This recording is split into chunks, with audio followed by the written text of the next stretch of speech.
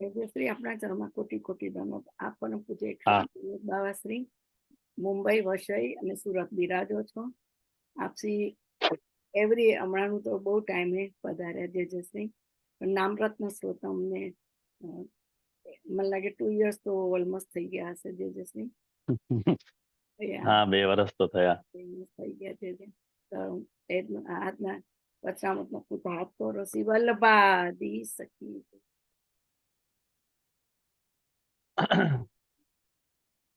મંગલાચરણ કરી લઈએ પહેલા. હાજી. ચિંતા સંતાન હંતારો યત્પાદાંબુજરેણવ પ્રિયાનાંતાન નિજાચાર્યાન પ્રણમામિ મુહુર્મુહુ યદનુગ્રહતો જંતુઃ સર્વદુઃખાતિગો ભવેत् તમહં સર્વદા વંદે શ્રીમદ્વલ્લભનંદનમ अज्ञानतिमिरान्धस्य ज्ञानाञ्जनशलाकया चक्षुरुन्मीलितं येन तस्मै श्रीगुरवे नमः।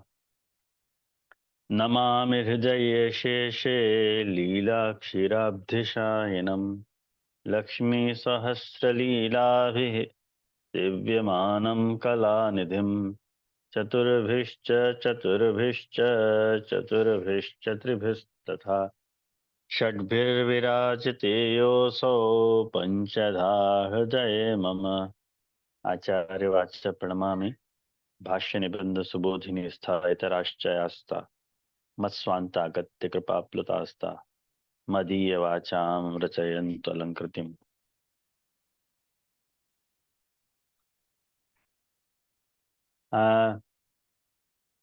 नाम रत्नाख्य स्तोत्र के अंतर्गत अपन 52वां नाम देख रहे थे, पितृवंशोदधि विधु, जाको एक क्लास हो गई थी अपनी और मुझको लगे महीना से ज्यादा हो गया शायद,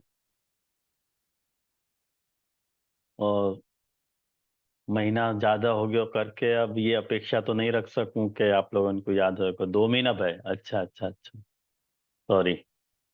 तो विषय विस्मित भी हो सके है, लेकिन अपन फिर से एक संक्षिप्त में त्वा को सर्वे लेके फिर आगे बढ़ना चाहेंगे ताकि विषय हाथ में रहे। ध्यान रखो कि पितृवंशोदधि विधु और स्वानुरूप सुत प्रसु ये 2 जोड़का के नाम है, लेकिन इनको भागवतीय दृष्टिकोण बिल्कुल माने एक को भागवतीय दृष्टिकोण अपने को भागवत के माने दशम स्कंद के जन्म प्रकरण में मिला है, तो दूसरे को अपने को जो है राजस प्रमेय प्रकरण में जाके वह को अपने को मिल रहा है। वह को दृष्टिकोण अपने को बाकी संगति जो है अपने को राजस प्रमेय प्रकरण में जाके मिला है। खैर वो कोई भी बात हो, लेकिन मैंने आपको ये बात भी पिछली बार समझाई थी कि पितृवंशोदधि विधु या नाम को अपन पितृवंश उदधि, पितृवंश रूपी जो सागर है, उदधि को अर्थ सागर होवे है, और वामे आप चंद्रमा के जैसे प्रगटे हैं, ये मूल नाम को अर्थ है। और यह नाम की संगति मैंने आपको ठाकुर जी के जन्म प्रकरण से बताई थी, जो जन्म के अपने यहाँ 8.5 श्लोक बोले जाए हैं। अथ सर्वगुणोपेत काल परम शोभन, या की संगति आपको बताई थी, और टीका तो अपन ने देख ही ली थी। फिर भी ये जो जन्म प्रकरण के जो 4 अध्याय हैं,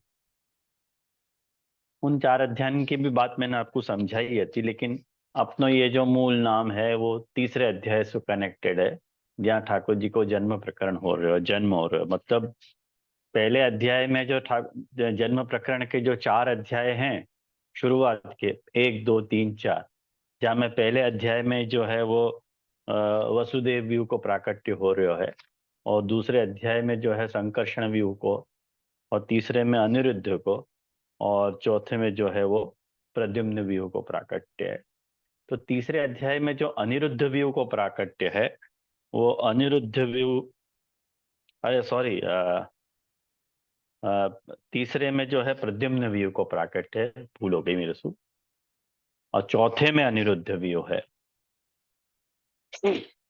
तो तीसरे में जो प्रद्युम्न व्यूह को प्राकट्य, जहां वंश वृद्धि को प्रकरण है, तो ये नाम भी देखो, पितृवंशो दधि विधु, आप आपको कनेक्ट कर सको हो कि पितृवंश के रूपी समुद्र में समुद्र चंद्रमा के जैसे प्रगटे। तो वहां जो जन्म के 8.5 श्लोक अपन ने देखे थे, उन जन्म के 8.5 श्लोकन में आप उन खाली श्लोकन पर नजर डालो ना, तो वहां पे महाप्रभु जी की सुबोधि जी ने बहुत बहुत ज्यादा बातें बताई हैं। और उन सब बातन को डिस्कस करने को ये स्टेज नहीं है, या के लिए तो अपने को स्वतंत्र रूप से सुबोधि जी लेके बैठे तो इन सब बातन का खुलासा हो सके। लेकिन मोटे मोटे तौर पे अष्टविध ऐश्वर्य को वर्णन 8.5 श्लोकन सो आ रहे है। ये आप मोटे तौर पे ये बात ध्यान में रखो कि अष्टविध ऐश्वर्य को वर्णन 8 श्लोकन में है। और वो कैसे प्रभु को ऐश्वर्य प्रकट हो रहे है, तो वहां पे आप देखो, बताइए बात के काल है, दिशा है, आकाश है, भूमि है, नदी है, वायु है, सत्पुरुषन के मन है, इन सबन को जो है, इन सबन ने अपनो अपनो बेस्ट दियो है ठाकुर जी को। जब ठाकुर जी प्रकट हो रहे हैं, जैसे अपन सबसे पहले काल की बात उठाएं, अथ मन अथ सर्वगुणोपेत काल परम शोभन। तो आप देखो मूल श्लोकन में आप देखोगे तो परीक्षित जी को सुखदेव जी कह रहे हैं कि समस्त शुभ गुणन सुयुक्त जो है सुहावनो समय आयो, और रोहिणी नक्षत्र है। तो अब देखो ये रोहिणी नक्षत्र जो है वो अपने आप में काल से कनेक्टेड है। रोहिणी की माने चंद्रमा की जो है, एक बात समझो, चंद्रमा की सबसे प्यारी पत्नी जो है वो रोहिणी है, और पितृवंशोदधि विधु है प्रभु। तो चंद्रमा है तो वाको रोहिणी नक्षत्र में प्रकट होना तो प्रभु को ये भी कनेक्शन अपने को मिला है। और टीका में श्री रघुनाथ जी ने ज्वार भाटा की बात बताई है। आप लोग टीका अगर आप देखोगे रघुनाथ जी की नामचंद्रिका, अरे सॉरी,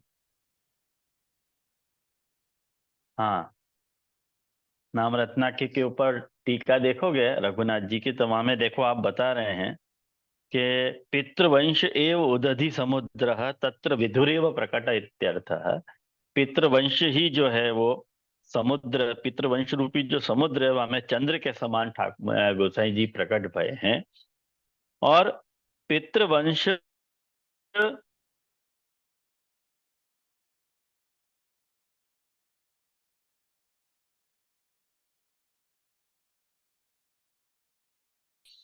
और या प्रकार सो आपको प्राकट हो सो महाप्रभु जी का वंश भी सुसमृद्ध भयो।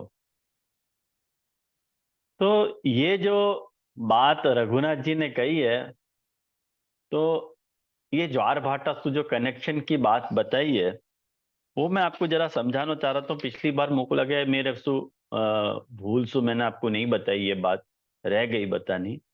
लेकिन आज ये बात को आप नोट करके रखो कि समुद्र को ज्वार भाटा के साथ क्या कनेक्शन है। जब समुद्र ज्वार भाटा, आप लोगों को पता है कि ज्वार भाटा क्या हुआ है?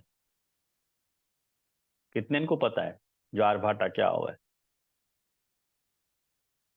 स्टैंड हो गया का, वीडियो स्टिल हो गया का?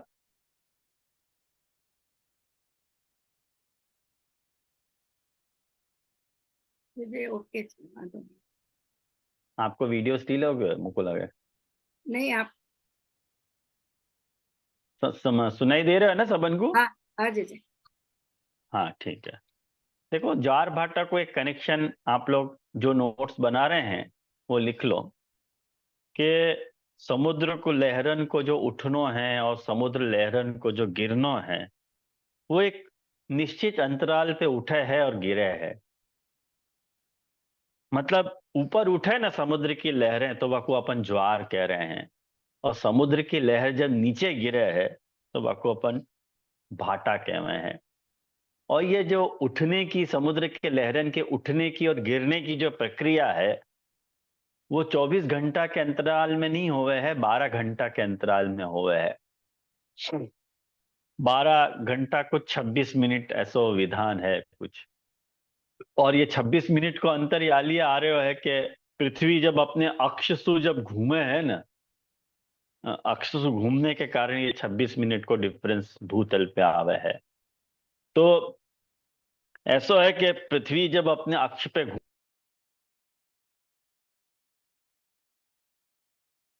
आकर्षण शक्ति जो है, चंद्रमा की जो आकर्षण शक्ति है, वो समुद्र जल पे वाको अत्यधिक प्रभाव पड़े है, बहुत ज्यादा प्रभाव पड़े है चंद्रमा की आकर्षण शक्ति को।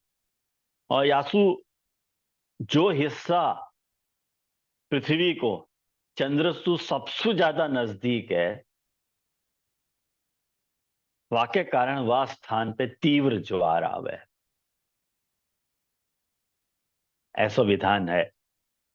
यानी ये पूर्णिमा के दिन आपने अक्सर देखे होगा कि पूर्णिमा के दिन समुद्र में सुने होगा कि पूर्णिमा के दिन ज्वार आवे है। और ये पृथ्वी पे ये जो ज्वार और भाटा हैं, वो सूर्य चंद्र की आकर्षण शक्ति के कारण भूमि पर प्रकट होते हुए हैं। वैसे बहुत सारे कम लोगों को पता है कि चंद्रमा जो है पृथ्वी के पानी को अपनी तरफ खींचे है, पृथ्वी को जो पानी है वह को अपनी तरफ खींचे है। यानी ये पर सूर्य भी खींचे है, चंद्र भी खींचे है पृथ्वी के पानी को, या के कारण समुद्र में ज्वार भाटा आवे है। लेकिन चंद्रमा पृथ्वी से सबसे ज्यादा नजदीक है, और बाकी दूरी यूं कहवे के 384,400 किलोमीटर है। चंद्रमा पृथ्वी से चंद्रमा इतना दूर है, 3,84,400 किलोमीटर दूर है पृथ्वी से चंद्रमा। और वासु 390 टाइम्स दूर चंद्र है। सूर्य पृथ्वी से मतलब यूं आके यूं समझो ना कि 148.23 मिलियन किलोमीटर सूर्य अपने से दूर है। तो सूर्य भी पृथ्वी को अपने तरफ खींच रहे है, और चंद्र भी खींच रहे है, लेकिन चंद्र पृथ्वी से ज्यादा नजदीक है। या लिए चंद्रमा के कारण जो है समुद्र के जल में ज्वार और भाटा आयो कर रहे हैं। ये एक वैज्ञानिक रहस्य है। तो या के कारण आपको पता चलेगा कि ज्वार भाटा क्यों आमे हैं। तो ये जो समुद्र में जो ज्वार आयो है, वाकू रघुनाथ जी वंश की वृद्धि से कनेक्ट कर रहे हैं। यूं आई ना आपके ध्यान में? तो और यहाँ पे भी जन्म प्रकरण में भी ठाकुर जी के देखो, ठाकुर जी को चंद्रमा कहो गयो है। और चंद्रमा कहो गयो है तो चंद्रमा को सबसे प्यारी पत्नी जो है वो रोहिणी है। यानी ठाकुर जी को प्राकट्य जो है वो रोहिणी नक्षत्र में भयो है। ये सबसे पहलो जो ठाकुर जी को श्लोक है जन्म प्रकरण को, वाको वामे या बात को निरूपण आयो है, आप देख सको। क्योंकि काल को जो है भगवान के प्राकट्य को ज्ञान है, तो या लिए काल ने अपनो बेस्ट ठाकुर जी को दियो है, यूं समझो आप। और वाक्य कारण जो है, वाक्य बात जो है भागवत में वर्णन आवे के आकाश के सभी नक्षत्र ग्रह और तारे शांत हो गए। देखो ऐसा वर्णन आ रहा है। दिशाएं स्वच्छ प्रसन्न हती, दिशाएं स्वच्छ प्रसन्न हती।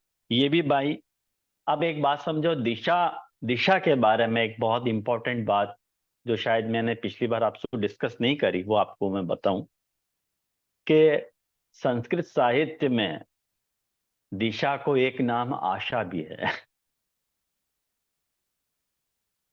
आशा कहा जाए, आशा। या लिए दिशा को यह आशा है कि ठाकुर जी प्रकट होंगे, या तरह से भी कनेक्ट किया है कुछ व्याख्या कारण ने। अब वको प्रसन्नता भाई, वको मतलब क्या? तो यूं कह रहे हैं कि अब सत्पुरुषन की आशा पूर्ण होगी, ऐसो भी एक अर्थ है। दिशाएं प्रसन्न थी, वाको अर्थ ये है कि सत्पुरुषन को भी अब प्रसन्नता आशा है कि ठाकुर जी अब प्रकट होंगे। और ऐसे विराट पुरुष को जब वर्णन आवे वहां में दिशा को विराट पुरुष को कान कहो है।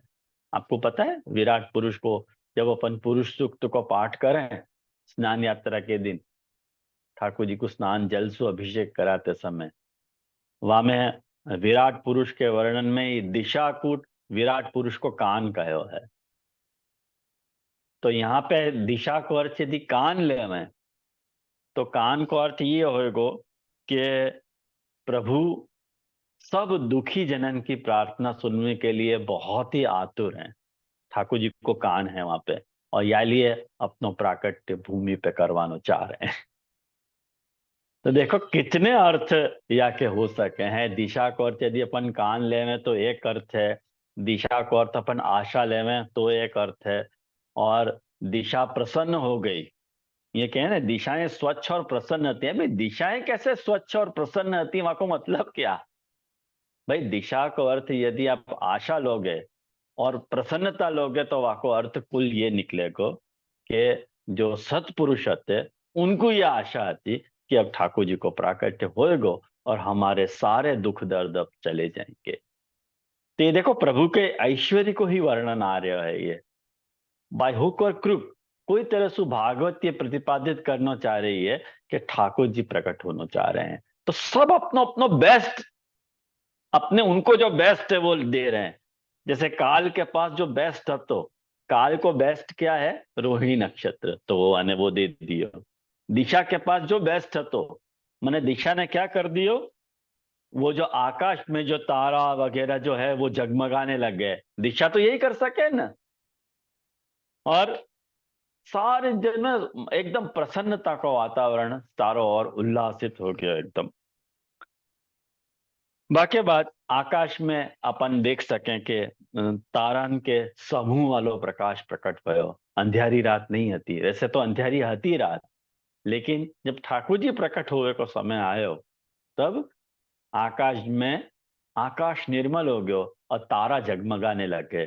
तो आप समझ सको कि जैसे एक बात समझो कि दिवाली की अंधेरी रात में जैसे अपन वो क्रैकर्स जलावे ना तो कैसे आकाश में वह को प्रकाश फैल जाए ऐसे दिशा ने स्वभाव सु ही दिशा के पास आकाश को जगमगावे के लिए क्या है आकाश के पास जगमगाने के लिए ताराएं हैं वहां के पास तो वाने वो ताराएं प्रकट करती है कि तारा प्रकट हो गया और अपना एक उल्लास प्रकट किए हुए कि देखो ठाकुर जी प्रकट हो रहे हैं।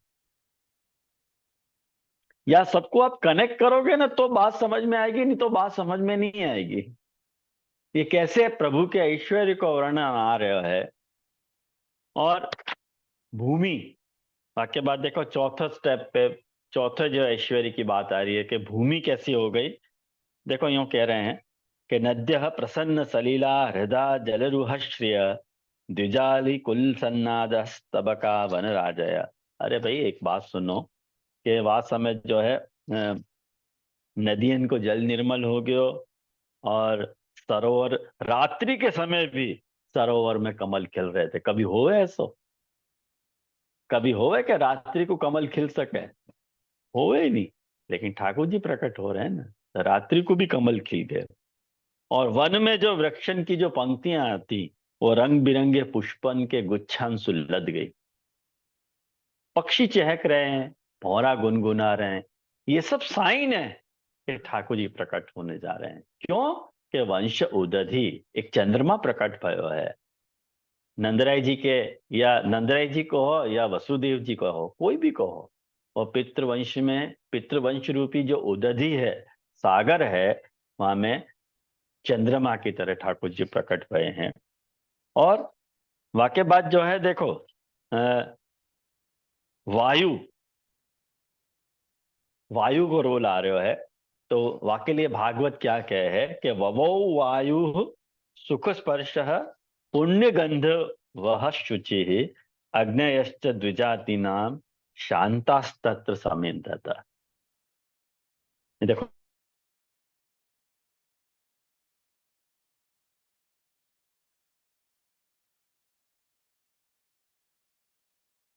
है वो शीतल होनी चाहिए शीतल होनी चाहिए मंद होनी चाहिए और सुगंध वाली होनी चाहिए। 3 वायु की क्वालिटी है। तो वायु के पास जो बेस्ट तत्व वो वायु ने दियो। ये कह रहे हैं ववो वायु सुख स्पर्श पुण्य गंध वह शुचि। है ना? वायु की जो स्मेल होवे वो की गंध एकदम पवित्र होनी चाहिए। जैसे अपन मंदिर में जाएं और मंदिर में अपने को धूप दीप वगैरह की जो सुगंध आवे वायु के साथ मिलके, वो कैसी लगे अपने को? एकदम दिव्य वातावरण वहां को लगे। ऐसे ही ठाकुर जी जा बखत प्रकट भय तो वह बखत वायु ने अपना बेस्ट वह बखत अपने को दियो। ठाकुर जी मने ठाकुर जी प्रकट हो रहे थे करके वाक्य बाद जो भी बेस्ट है तो वो वाने दे दियो।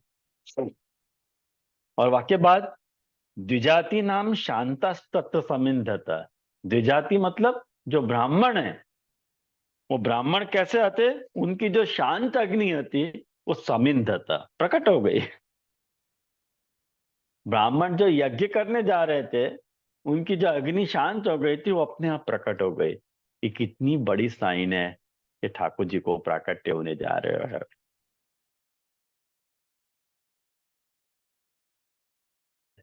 चाहे या कोई गुसाई जी से जोड़ो चाहे ठाकुर जी से जोड़ो, बात एक ही एक है। मैं गुसाई जी में भी आपको जोड़ के बताऊंगा आपको, या कि लेकिन अपन भागवत संगति कर रहे हैं या ले ठाकुर जी से जोड़ के मैं बता रहा हूं आपको। और सत्पुरुषन के मन प्रसन्न भय मनांस्य आसन प्रसन्नानि साधु नाम सुरद्रुयाम जायमाने अजने तस्मिन नेदुर धुंधु भयो दिवी है। मतलब क्या भयो? क्यों कह रहा है कि संत पुरुष तो पहले से ही चाहते थे कि असुरन की बढ़ती ना होए, यानी उनको मन प्रसन्नता से भर गयो कि भाई अब ठाकुर जी प्रकट होने वाले हैं। तो जा समय भगवान के आविर्भाव का अवसर आयो, स्वर्ग में देवतान की जो दुंदुभियां हैं वो अपने आप बज गई।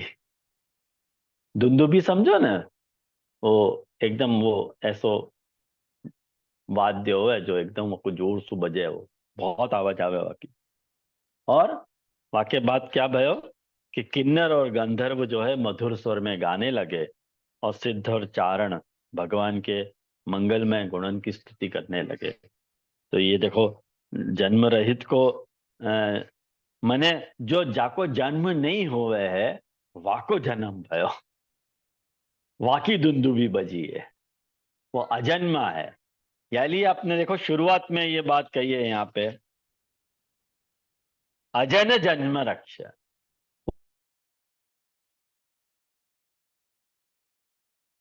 है ना? और वाक्य बात देखो, एक 8वीं बात है यहाँ पे। कौन सी बात है? जलसु भरे हुए बादल समुद्र के पास जाके धीरे धीरे गर्जना करने लगे। मंदम मंदम जलधरा जगुर जगह जुर अनुसागरम। देखो एक बात समझो कि बादल जो है, बादल को गर्जना करना, बादल को जो गर्जना करना वो अपने आप में यह बात की साइन है कि वो आपसे कुछ कहना चाह रहे कि मैं बहुत प्रसन्न हूं। जैसे अपन बहुत मूड में हो, बहुत प्रसन्नता में हो तो अपने आप गुनगुनाने लगे कि नहीं? गाने लगे, गुनगुनाने लगे। ऐसे बादल भी बहुत प्रसन्न तो, जल सु भरो हुए जो बादल है वो भी बहुत प्रसन्न तो वहां ने क्या गर्जना शुरू कर दी। और गर्जना शुरू कर दी, वो गर्जना नहीं है, वो एक मीठा मीठा साउंड है जो आपके मन की प्रसन्नता को प्रकट कर रहे है। तो धीमे धीमे गर्जना करने लगो। धीमे धीमे कर, क्यों कर धीमे धीमे कर रहे हो गर्जना? आपको कारण क्या? आपको कारण ये है कि भाई ठाकुर जी के जन्म को समय है, सब चीज की वैल्यू खबर पड़नी चाहिए। बादल ही जो जो तो गरजने लगे तो बाकी सब चीज जो है साइड हो जाएगी। यानी ये सब में मैचिंग के कारण वो धीमे धीमे अनुगर्जना कर रहे हो। और वाक्य बाद भागवत क्या है कि जन्म मृत्यु के चक्र से छुड़ाने वाले जो जनार्दन हैं उनके अवतार को समय हतो निशीथ। निशीथ मतलब जाको अपन मध्य रात कह रहे हैं, निशीथ को अर्थ हो गए मध्य रात। तो वह बखत जो है ठाकुर जी को प्राकट भयो। और ये भी एक बात समझो कि देखो ठाकुर जी को प्राकट भयो है और वाको वाकी निशानी ये है कि बादल गर्जना कर रहे है। तो बादल कैसे होवे है? शाम होवे है। तो बादल जैसे शाम हुआ है तो वो जनार्दन को भी प्राकट भयो जो शाम ही है। तो अन्यथा श्याम रंग तो लोक में जो है वो अवर्णनीय है, वहां को वर्णन नहीं हो श्याम रंग को। लेकिन ठाकुर जी ने श्याम रंग को प्रमोट किया कि भाई तेरे जो वर्णन नहीं होतो तो अब तेरो भी वर्णन होएगा, और तेरे रंग के साथ मैं मिल जाऊंगा तो तेरी भी लोक में गुणगान होएगा। ये सब बातें सुबोधि जी में महाप्रभु जी ने डिस्कस करी है, जाको मैं अपने साधारण शब्दन में आपको मैं बता रहा हूं। पर ठाकुर जी घनश्याम बन के प्रकट भय, यासु जल धारण करने वाले श्याम भय, कि भाई अब मैं रस बरसाने के लिए प्रकट भय हूं। ये वाको टोकन है। क्यों जल भरे भय बादल वा बखत गर्जना करवे लगे? कहेंगे ठाकुर जी अव्यक्त रूप सु ये साइन बताना चाह रहे हैं कि भाई मैं प्रकट हो रहा हूं। अब जो है अब सबन के दुख दर्द को अंत करके यूं। तो ये कुल मिला के देखो, यहाँ में जैसे वास्तव में जो है भागवत के है कि सबके हृदय में विराजमान जो भगवान विष्णु हैं वो देव रूपिणी देवकी के गर्भ सु प्रकट भय, जिससे पूर्व दिशा में 16 कलांशु पूर्ण चंद्रमा को उदय भयो। तो देखो यहाँ पे भी चंद्रमा के उदय होने की बात आई है भागवत में भी। और अपनो नाम भी पितृवंशोदधि विधु है। विधु को अर्थ चंद्रमा है। तो ये देखो नाम भागवत से सिंक्रोनाइज हो रहा है। जैसे यहाँ भी अपन ये जो ठाकुर जी को ये जो अध्याय है जन्म प्रकरण को तीसरा अध्याय, वहां पे भी पितृवंशोदधि विधु को प्राकट्य भयो है। और या कोई यदि गोसाई जी के लिए आपको सोचना है, गोसाई जी से आपको कनेक्ट करना है, तो आप ऐसे कनेक्ट कर सको हो कि महाप्रभु जी के वंश में चंद्रमा के जैसे प्रकट भय। चंद्रमा के जैसे प्रकट भय वाको अर्थ रघुनाथ जी ने क्या कियो, ज्वार भाटा सु कनेक्ट करके बतायो कि जैसे समुद्र में ज्वार आवे है, वैसे महाप्रभु गोसाई जी के प्राकट्य के कारण संप्रदाय में भी एक ज्वार आयो। कैसो ज्वार आयो कि आपने मार्ग को विस्तार कियो। कैसे विस्तार कियो कि ठाकुर जी को राग भोग श्रृंगार, ये मेन बात नहीं है। लेकिन अब जब याकू अपन महात्म्य की दृष्टि से अपन सोच रहे हैं तो याकू नाम को अपन ऐसे कनेक्ट कर सकें कि जैसो प्रचार पुष्टि भक्ति मार्ग को गुसाई जी ने कियो, ऐसा तो कोई ने नहीं किया। ऐसा तो कोई कर भी नहीं पाया। और क्यों कर नहीं पाया, वह का कारण ये है कि महाप्रभु जी और गोसाई जी और गोपीनाथ जी अपने यहाँ एक ही स्वरूप है, तीनों को स्वरूप एक ही है। यानी हमेशा जब भी अपन राग भोग श्रृंगार की बात करें तो गोसाई जी को ही याद कर रहे हैं, गोपीनाथ जी को याद नहीं कर रहे हैं। तो ऐसा नहीं करना चाहिए, क्योंकि गोपीनाथ जी को ही संप्रदाय के प्रचार में उतना ही योगदान है जितना श्री गोसाई जी को है। यह बात को कभी भूलना नहीं चाहिए। यानी गोपीनाथ जी को जो बहुत प्रसिद्ध ग्रंथ है साधन दीपिका, वो आप देखोगे ना तो वाकई वाकई बहुत सारे अंश जो हैं वो महाप्रभु जी के जो साधन प्रकरण है सर्वनिर्णय को, वासु बहुत सारे अंश मैच हुए हैं। और सबसे प्रथम आचार्यत्व गोपीनाथ जी ने ही धारण किया है। यानी अपन को ये बात नहीं भूलनी चाहिए कि महाप्रभु जी, गोपीनाथ जी और श्री गोसाई जी एक ही स्वरूप हैं जिनने मार्ग को प्रचार कियो और आचार्यत्व को वहन कियो। यानी ये पितृवंशोदधि विधु मेरे हिसाब से यहाँ गोसाई जी हैं, कारण कि अपन नाम रत्ना के स्तोत्र को व्याख्यान कर रहे हैं। लेकिन ये नाम का अर्थ गोपीनाथ जी में भी जा सके है, नहीं जा सके है ऐसा नहीं है। लेकिन प्रेजेंट कॉन्टेक्स्ट में अपन यह नाम को गोसाई जी के साथ जोड़ रहे हैं कि गोसाई जी ने वह विस्तार कियो। मने राग को विस्तार, भोग को विस्तार और श्रृंगार को विस्तार और मार्ग को प्रचार प्लस प्रचार। तो और या की जो अधूरी बात है वो नेक्स्ट नाम में आएगी कि स्वानुरूप सुत प्रसु, ये यही सु कनेक्टेड नाम है कि भाई प्रचार कियो कैसे, कैसे प्रचार कियो। तो अकेली है रघुनाथ जी जो है गुसाई जी को एक 23वां माने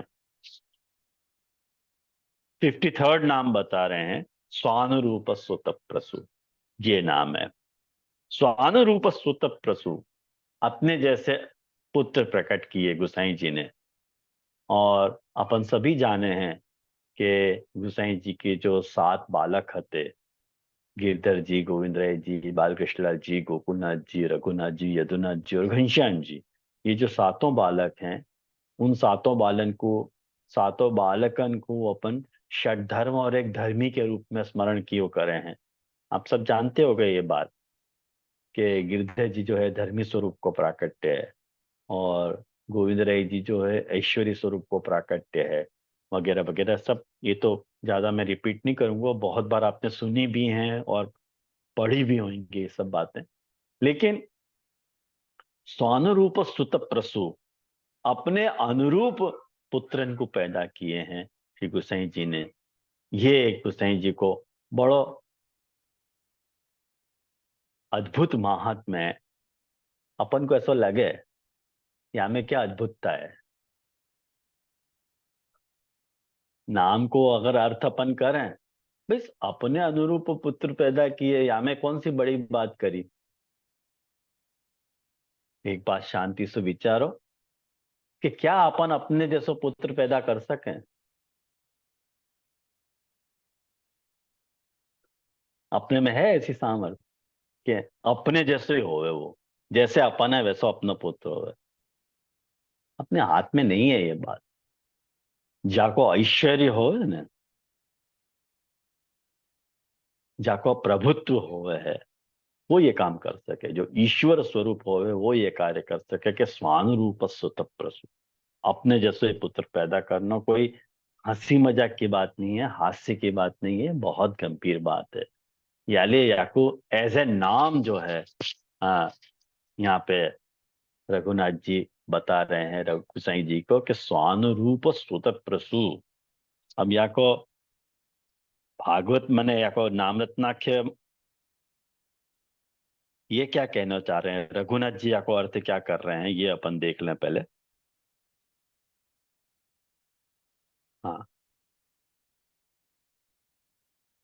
स्वानुरूप सुत प्रसु, अपने समान अपने पुत्रन को प्रकट करने वाले, ये नाम को अर्थ है। अब स्वस्य अनुरूपा, देखो रघुनाथ जी क्या आज्ञा करे, देवकी नंदन जी ने क्या आज्ञा करी है टीका में, विवरण में। तो कह रहे हैं स्वस्य अनुरूपा स्वतुल्या। स्व अनुरूपता, अनुरूपता मतलब तुल्यता, अनुरूप मतलब अपने समान, अपने ही अनुरूप मतलब अपने समान, पूर्वोक्त सर्वनाम तात्पर्य भाज तादृशाह पुत्रा। या के पहले जितने भी नाम बताए, 52 नाम तक जितने भी नाम बताए, और उन नामन के द्वारा श्री गुसाई जी के जिन जिन गुणन को वर्णन किए गए हो, वो सारे ही गुण वाले वो बालक थे, यूं कहना चाह रहे हैं देवकी नंदन जी। पूर्वोक्त सर्वनाम तात्पर्य भाज तादृशाह पुत्रा, वैसे पुत्र, वैसे पुत्र प्रकट भय। तेषाम प्रसु, प्रसु मतलब उत्पत्ति करता, मतलब उनको उत्पन्न करने वाले, ये अर्थ है। यानी ये नाम को अर्थ बता, अर्थ भयो अपने समान अपने पुत्रन को प्रकट करने वाले, अपने समान पूर्वोक्त सारे गुणन को धारण करने वाले पुत्रन को प्रकट करने वाले, ये नाम को अर्थ है। आई ना ध्यान में? कोई को नहीं आई समझ में तो पूछिए हो, कोई ये अपने प्रवचन नहीं चल रहा है, ये अपने क्लास ही चल रही है, वर्ग ही चल रहे हो। जाको कुछ पूछना हो तो वो हाथ रेस करके पूछ सके। वैसे मुझको बहुत प्रसन्नता होगा अगर कोई पूछे तो। और देवकी नंदन जी आके विवरण में देखो, आज्ञा करें कि यथा विधुदय समुद्रस्य वृद्धि स्वस्मिन् तस्मिन् तगते तदभावः तथा अत्र न। देखो, यूं कह रहे हैं कि जैसे चंद्रमा के उदय सु समुद्र में ज्वार आवे है, यथा विधु उदय समुद्र से वृद्धि, वृद्धि मतलब ज्वार आवे है, और चंद्र को अस्त गते, अस्त होवे पे भाटा आ जावे। मैंने आपको बता दिया आज ये कथा, ज्वार और भाटा की कथा आपको बताई। तो जब अस्त होवे तो भाटा आ जावे, तो क्या गुसाई जी के विषय में ये उदाहरण या ढंग से नहीं समझना, यूं कह रहे हैं देवकी नंदन जी। क्यों नहीं समझना? यतः पुत्राणापि स्वान रूपत्वाद। भाई पुत्र भी तो वैसे ही हैं जैसे गुसाई जी हैं। जैसे गुसाई जी नहीं है तो उनके पुत्रन की सामर्थ्य खत्म, गुसाई जी हैं तो उनके पुत्रन की सामर्थ्य है। ऐसा अर्थ यहाँ पे दृष्टांत सुमिलान नहीं है। जैसे चंद्रमा उदय होवे तो ज्वार आवे, और चंद्रमा अस्त हो जावे तो भाटा आ जावे। ऐसे यदि गुसाई जी को चंद्रमा से यदि रिप्लेस कर रहे हो और चंद्रमावत यदि गुसाई जी को देख रहे हो, तो वो जो चंद्रमा को जो गुण है उदय और अस्त होने को, वो क्वालिटी गुसाई जी में नहीं है। खाली उतने तक सीमित समझो कि जैसे चंद्रमा के उदय सु समुद्र में ज्वार आवे है और अस्त होवे सु भाटा आवे है, ऐसे ही गुसाई जी के उपस्थिति में ही जो गुसाई जी के जो पुत्र हैं उनमें सामर्थ्य है, और गुसाई जी के तिरोधान के बाद उनके पुत्र में वो सामर्थ्य नहीं है, ऐसो मत विचारो। यूं देवकीनंदन जी को आशय है कहने को। मुझको लगे मेरी बात मैंने स्पष्ट करी।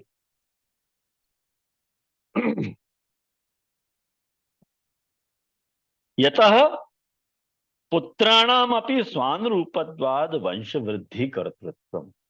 पुत्र भी अपने अरूप अनुरूप ही जो है, उनके पुत्र ने भी वंश की वृद्धि करी है। और अपन देख सके हैं वैष्णवों के वल्लभ के वंश में ऐसे ऐसे अद्भुत बालक भय हैं जिनको कोई सानी नहीं है। यही पंचम घर के देवकीनंदन जी करके भय हैं। उनको अद्भुत सामर्थ्य तो आप लोगों को पता ही है कि कहाँ विराजते थे वो, मुझको जैकबाबाद में विराजते थे, जो अभी यहाँ नहीं है, भारत में नहीं है। और वो जंगलन में ही रहते थे, ऐसे आते वो। और उनसे कोई मिलने आतो तो जो है वो उनकी आज्ञा के बिना तो जा ही नहीं सकते। तो वो कह में जाओ तभी जा सकते थे, और वाकई पहले यदि जाने को प्रयास कियो तो जा ही नहीं पाते। तो ऐसे ऐसे उनके अद्भुत चरित्र हैं। एक बखत जो है उनको कोई सेवक, ये आप जैकबाबाद में विराज रहे थे और उनको कोई सेवक समुद्र में वहां पे बंबई में गिर रहे हो, तो उनने यहाँ से वहां पे बैठे बैठे आपको बाहर निकाले हुए। ऐसा भी चरित्र अपन सुने हैं। तो ऐसे ऐसे अद्भुत बालक भी भय हैं। जैसे अपन सभी जाने, हरि राय जी हैं, पुरुषोत्तम जी हैं, वल्लभ जी हैं, कल्याण राय जी हैं, ऐसे देवकी नंदन जी, ऐसे अद्भुत अनेक बालक ऐसे भय हैं कि जिनने संप्रदाय के उत्थान के लिए अपना योगदान दियो है। तो स्वानुरूप सुत प्रसु है क्या नहीं? ऑफकोर्स स्वानुरूप सुत प्रसु। आज भी अपन देख सके हैं कि ये प्रातः स्मरणीय, ये जो श्याम मनोहर जी गोस्वामी है, श्यामू काका हैं, वो संप्रदाय के उत्थान के लिए कितनों कार्य कर रहे हैं। आप एक बात सोचो कि एट द एज ऑफ 85, 85 की एज में 3-3 4-4 घंटा 6-6 घंटा खड़े होके समझाना जोक की बात नहीं है। 80 की उम्र में तो आदमी एकदम बैड हो जाए, बैड रिडन हो जाए, कुछ होए नहीं आदमी उसको। ये उनको कृपा को बल है, महाप्रभु जी की वाणी को अनुसरने के कारण जो प्रकट होती गई कृपा है ना, वहां का परिणाम। अपन ये सब बात नहीं देखें, अपन टीका टिप्पणी करें कि उनने ऐसे कही उनने वैसे कही। इस संप्रदाय के लिए कियो क्या ये तो देखो, संप्रदाय के लिए कियो क्या वो तो देखें कि नहीं अपन। स्वानुरूप सुत प्रसूत है, स्वानुरूप सुत प्रसूत है।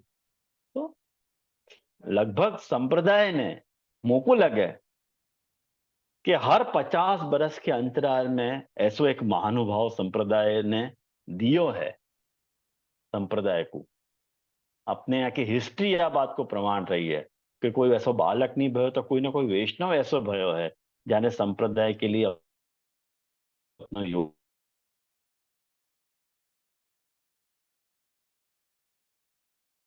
में ही हो, ऐसा नहीं है। वैष्णवन में भी वो सानुरूप सुत प्रसुत तो प्रकट भयो है जिनने संप्रदाय के लिए मर मिटे हैं। अपन जो है वो सुंदरलाल वकील है और वो अभी मूलचंद तेली वाला जैसा व्यक्ति के जो खाली 32 वर्ष जियो और 22 वर्ष में मैंने ब्रह्मसमन लियो और 32 वर्ष में तो पहुंच भी गयो, लेकिन 10 बरस में वो 100 बरस को काम कर गयो संप्रदाय के लिए। इतने सारे ग्रंथ माने छाप के दे दिए संप्रदाय को।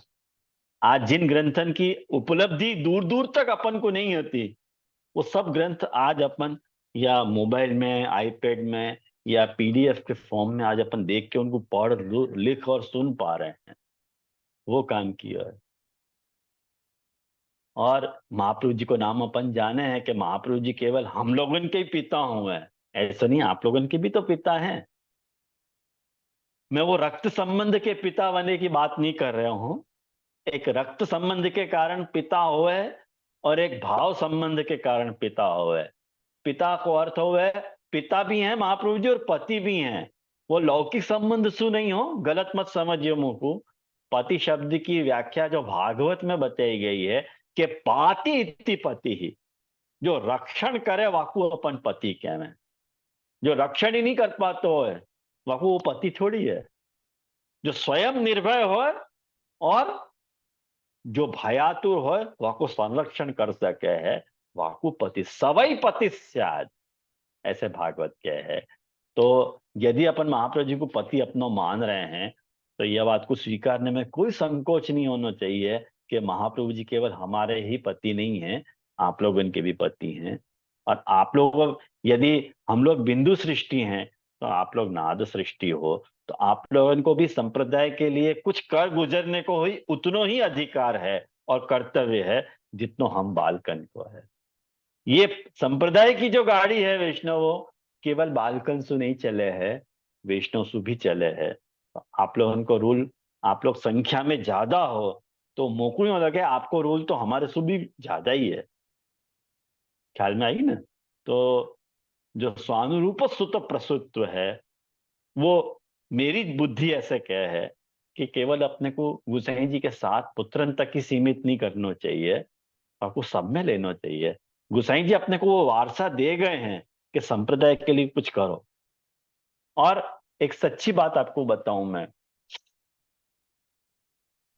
तो मेरा दिमाग ऐसे ही काम कर रहा है, यहाँ वहाँ की बातें मुझको याद आती रहे कि 252 वैष्णव की वार्ता में एक बहुत सुंदर प्रसंग आवे कि एक विरक्त वैष्णव की वार्ता है कि वो जो है वो रोज आके बैठा रहता था तो गुसाई जी को ध्यान भी नहीं देते थे।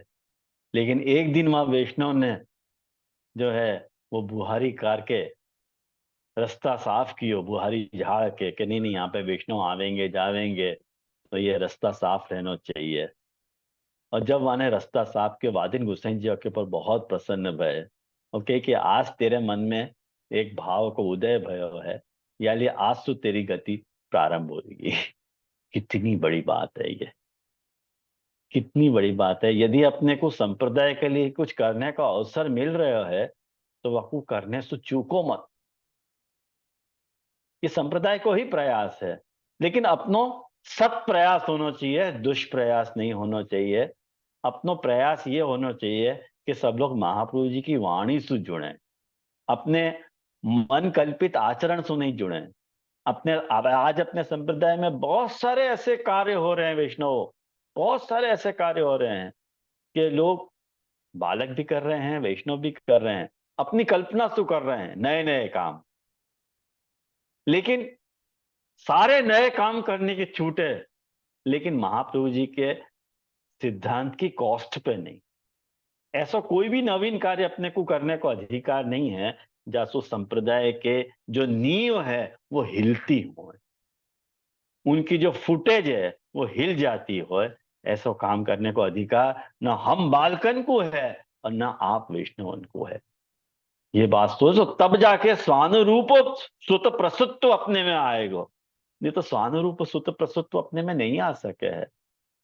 जहाँ संप्रदाय के रक्षण के लिए, जहाँ संप्रदाय के उत्थान के लिए इतने सब बालकन ने अपने भोग दिए हैं, वो केवल उन सब बालकन को ही भोग नहीं है, आप सब वैष्णव को भी वहां में हाथ है। जैसे मैंने आपको वो मूलचंद तेली वाले के बारे में बताया, और मूलचंद तेली वाला को एक बड़ो अद्भुत रहस्य है, तो शायद आप लोगों को पता हो कि नहीं हो, लेकिन मैं बारंबार वह को उल्लेख आप लोगों के सामने करते रहा हूं, ताकि आप लोगों में वो पुष्टि अस्मिता मर ना जाए, पुष्टि अस्मिता जागृत रहे।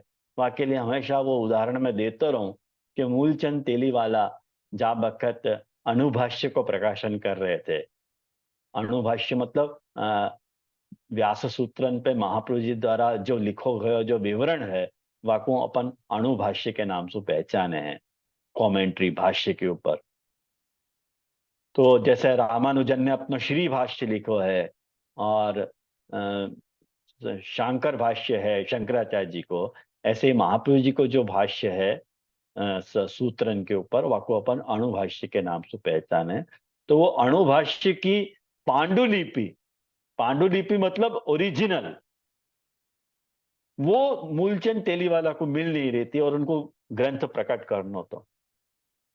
अब एक पंक्ति पे उलझ गए, वो पंक्ति को अर्थ उनको मिल नहीं रहा था, तो उन्होंने कही पांडुलिपि यदि देखूं तो मुझको समाधान मिल सके। तो पांडुलिपि मिली नहीं, परेशान हो गए।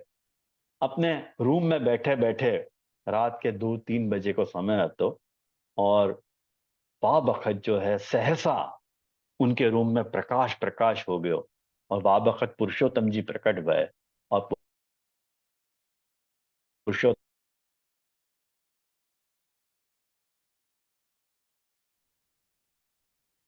के बाद दूसरे दिन मूलचंद तेली वाला सूरत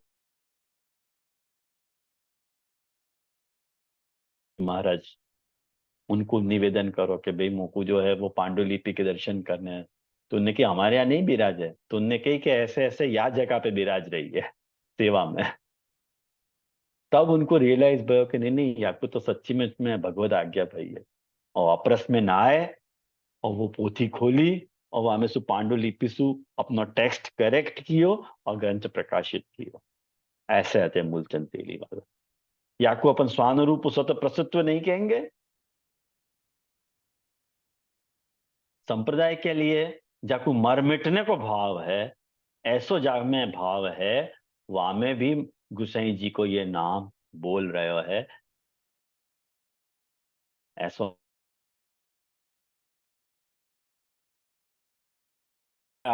वृद्धिरेव इति भाव है। ये जो देवकीनंदन जी आज्ञा कर रहे हैं, इन्हें प्रकट कियो है। या लिए अतः सर्वोत्तम स्तोत्रे तैरपि उत्तम स्ववंशे स्थापिता शेष स्वमाहात्म्य। या लिए सर्वोत्तम स्तोत्र में जो है ऐसा कहो गयो है कि पुत्र परंपरा भी जो है आपके समान गुणों वाली है। मतलब स्ववंश में आपने अपनो अशेष महात्म्य स्थापित किया है।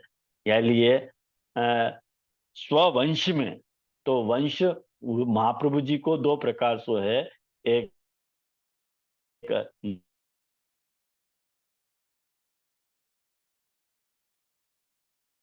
पिता है, आपको भी परम कर्तव्य है कि संप्रदाय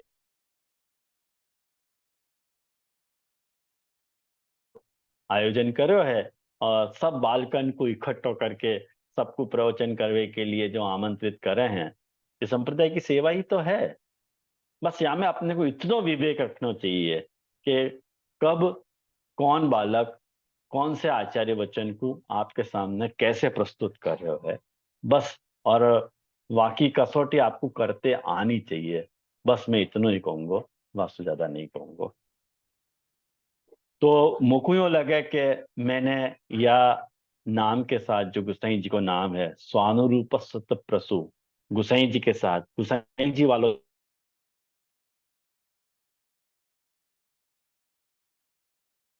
के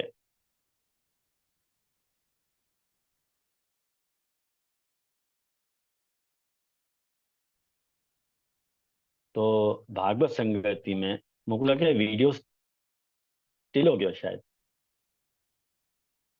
જે आ रही है आवाज सबन को? હા સેજ એક સેકન્ડ માટે થઈ ગયું તો ઓકે છે अब ओके है? હા હા જી अच्छा अच्छा अच्छा, ठीक है। तो जहां तक क्या के स्वानुरूप सत प्रसु की बात है, 53 वो नाम है, 53rd नाम है ये, और या की भागवत संगति की बात है, तो मैं आपसे ये बात कहूंगा कि ये नाम जो है श्रीमद् भागवत के 55वें अध्याय में सुकनेक्ट हो रहा है ये नाम। और जाकि सुबोधनी जी के अनुसार ये 52वां अध्याय है, 52nd अध्याय है, जा अध्याय का नाम है कि प्रद्युम्न को जन्म और शंबरासुर की कथा। ये या की माने अध्याय की संगति है या की। और महाप्रभु जी की मूल योजना के अनुसार वैष्णवों, ये नाम जो है वैराग्य गुण प्रधान है, या में महाप्रभु जी के वैराग्य को वर्णन आयो है भागवत संगति को यदि अपन देखें तो। या में क्यों स्वानुरूप सुत प्रसुत कैसे प्रकट हो रहे है वो मैं आपको दिखाऊं कि ठाकुर जी ने अपने अनुरूप ही अपने बेटा को प्रकट कियो, जाको अपन प्रद्युम्न के नाम से पहचाने। ये की भागवत संगति है। तो वो कथा कौन से अध्याय में आ रही है? तो वो अध्याय जो है भागवत के 55वें अध्याय में आ रही है, जाको नाम है प्रद्युम्न को जन्म और शंबरासुर की कथा। तो वैराग्य गुण हमें क्यों वर्णित भयो है ठाकुर जी को, ये बात ध्यान से समझो। तो वहां में महाप्रभु जी बहुत सुंदर बात कर रहे हैं कि भगवान अपने भक्तन के लौकिक भावन के पोषण सु विरक्त है। अब ये देखो, संसार की जो उत्पत्ति है, संसार की जो उत्पत्ति है वो तो लौकिक भाव ही है ना। तो वहां में ठाकुर जी मौन है, हाँ हो रही है, चलो ये सब संसार का काम हो रहा है। तो ठाकुर जी लौकिक भाव को पोषित नहीं कर रहे हैं, अलौकिक भाव होतो तो पोषित करते। यानी हमें महाप्रभु जी के में वैराग्य गुण का वर्णन है। या के और भी दो तीन कारण था महाप्रभु जी बता में, जो लोग नोट्स बना रहे हों उनके लिए मैं बताना चाहूंगा कि या के पूर्व अध्याय में देखो संसार कैसे होवे, पत्नी सु और पुत्र सु, दो तरह से संसार होवे है ना। पत्नी सु संसार की वृद्धि होवे और के बाद पुत्र होवे तो और संसार की वृद्धि हो जाए, अपनो संसार और बढ़ जाए। तो याको जो पूर्व अध्याय हो तो 54th अध्याय, जहां में ठाकुर जी ने रुक्मिणी जी को भार्या के रूप में स्वीकार किया, और अब यह अध्याय में पुत्र स्वीकृति का वर्णन आ रहा है। ये देखो या कनेक्ट हो रही है बात, कहीं कि संसार की बात है, यानी ठाकुर जी हमें ये रखते हैं कि अब नॉट इंटरेस्टेड, हाँ ठीक है संसार चल रहा है। और अब अपन क्या यूं कहेंगे कि ठाकुर जी को संसार बढ़ाने की इच्छा आती। अब देखो याको भी महाप्रभु जी ने बहुत सुंदर जवाब दिया है। ये सब अपन सुबोधनी जी पढ़े तो सारे रहस्य पता चले। महाप्रभु जी बहुत सुंदर आज्ञा करें कि रुक्मिणी जी को प्रभु भार्या बनने की इच्छा आती, रुक्मिणी जी ने की इच्छा आती। ये इच्छा तेरी है तो ऑल राइट बना दे रहा हूं तो को। और प्रद्युम्न जी को पुत्र बनने की इच्छा आती, ख्याल में आया ना। प्रद्युम्न जी को इच्छा आती कि मैं ठाकुर जी को पुत्र बनूं। ये प्रद्युम्न कौन હતો? काम હતો, कामदेव હતો। और वो कामदेव की कथा, यानी भगवान ने काम रूप प्रद्युम्न को पुत्रत्व स्वीकार किया है, ये बात अपन समझ सकें। और या में शंबरासुर की जो कथा है वो बहुत इंपॉर्टेंट रोल प्ले कर रहे हैं। शंबरासुर की कथा मैंने आपको जैसे बताई थी कि जो शंबरासुर रुक्मिणी जी के जब पुत्र की उत्पत्ति भई, संतान की उत्पत्ति भई, और वो जब सूतिका ग्रह में हते, वह वक्त वहां शंबरासुर आयो और जो है प्रद्युम्न जी को चुरा के ले गया और वहां समुद्र में वह बच्चा को फेंक दियो। और वह बच्चा को एक मच्छ ने, एक बहुत भारी मच्छ ने वह को निगल लियो। और अ,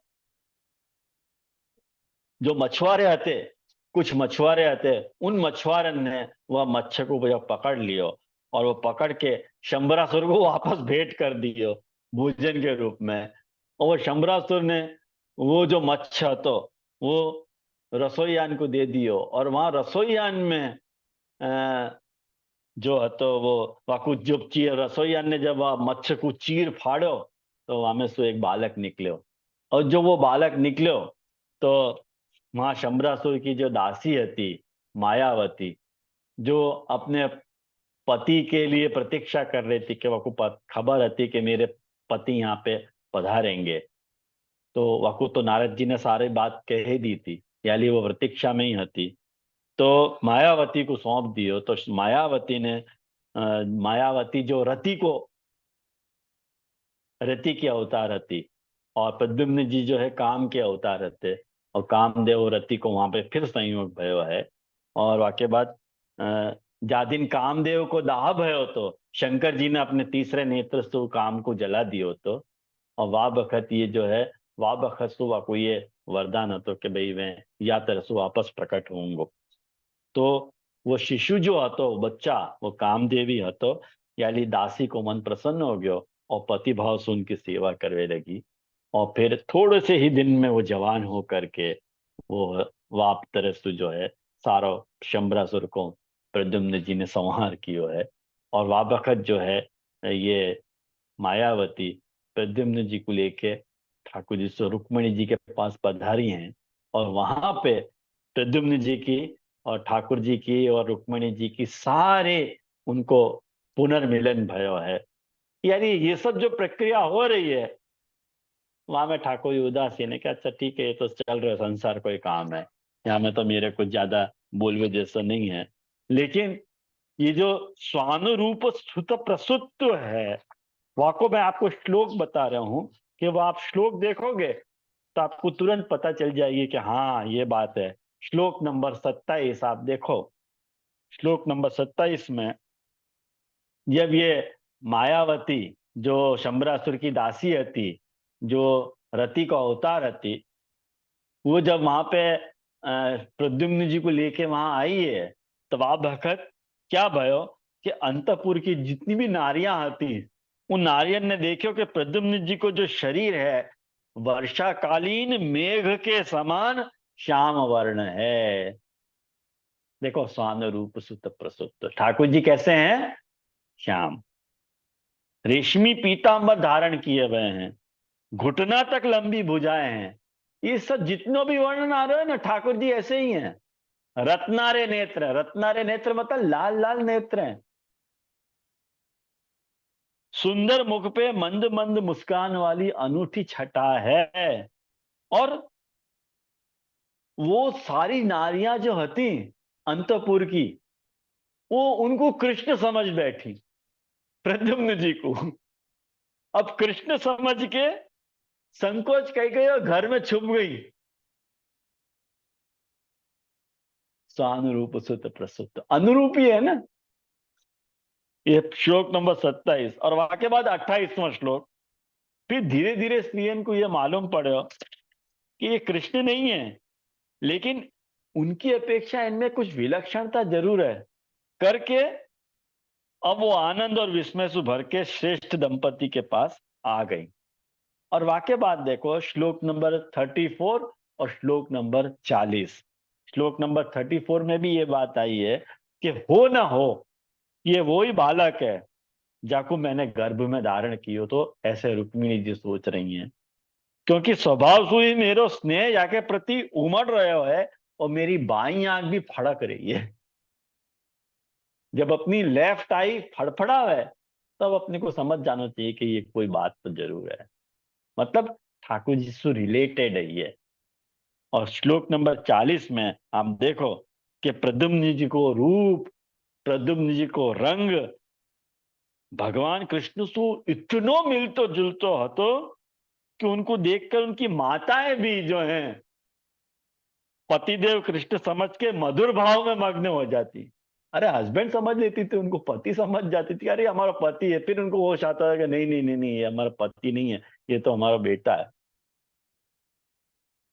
चलिए, श्री निकेतन भगवान के प्रतिबिंब स्वरूप कामावतार भगवान प्रद्युम्न के दिख जाने पर ऐसा होना कोई आश्चर्य की बात नहीं है। तो ये अपन अच्छी तरह से देख सकें कि भागवत में या अध्याय में स्वानुरूप सुत प्रस्तुत तो आ रहा है। और जहाँ आपको गोसाई जी के साथ आपको जो स्पष्टीकरण है वो तो मैंने आपको बता ही दियो कि गोसाई जी के साथ ये नाम कैसे मिल रहे है और भागवत के साथ जाकी संगति कैसे हो रही है। तो कुल मिला के अपन ने आज दो नाम विस्तार से देखे, पितृवंशोदधि विधु और स्वानुरूप सुत प्रसु। और अगली बार अपन एक नया नाम देखेंगे, दिक चक्रवर्ती सतकीर्ति। तो आज के लिए अपन यहाँ रखें और आश्रय के पशु अपन के हैं। हम अपन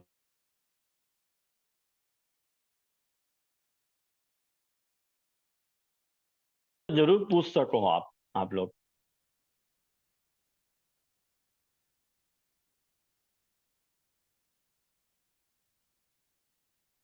स्मिता बहन कुछ कहें तो बात हो गए।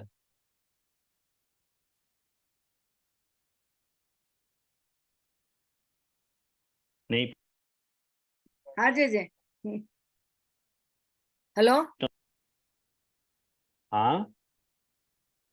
हाँ जी जी। कौन? हाँ। आश्रय तो નું आश्रय को हाँ, भले भले करें।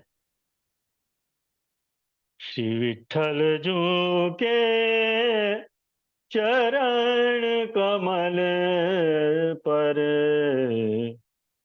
सदा रहे मन मेरो। श्री विठल जू के चरणा कमल पर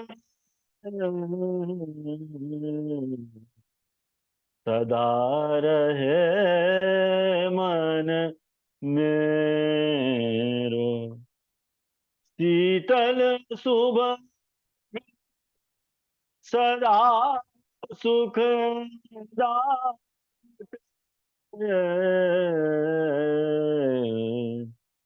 भव सागर को बेरो सदा सदा रहे मन मेरो। रस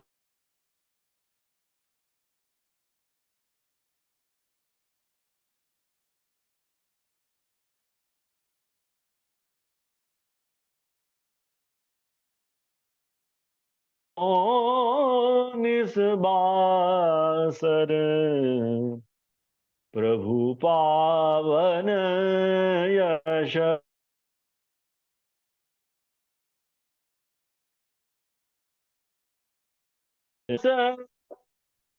आ आ आ सगुण दास इतनी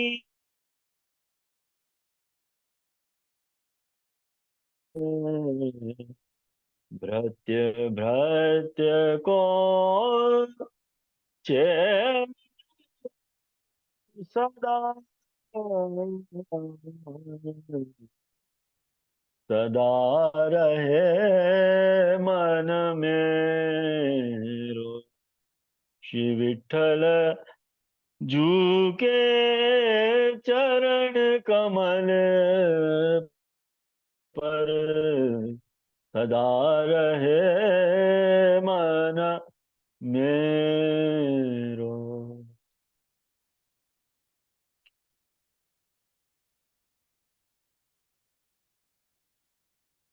सबको मेरे भगवत स्मरण यहाँ रखूं।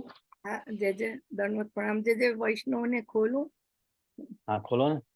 કોઈને ક્વેશ્ચન છે પહેલામાં પેલું તો પછી બધાને ખોલું તો હાથ ઊંચો કરો તો જે શ્રી આપને એ કરે. કોઈ વૈષ્ણવને છે એની ક્વેશ્ચન? ઓકે, હું હવે બધાને ખોલું છું તો પછી દંડવત પહોંચાડો જે શ્રીને.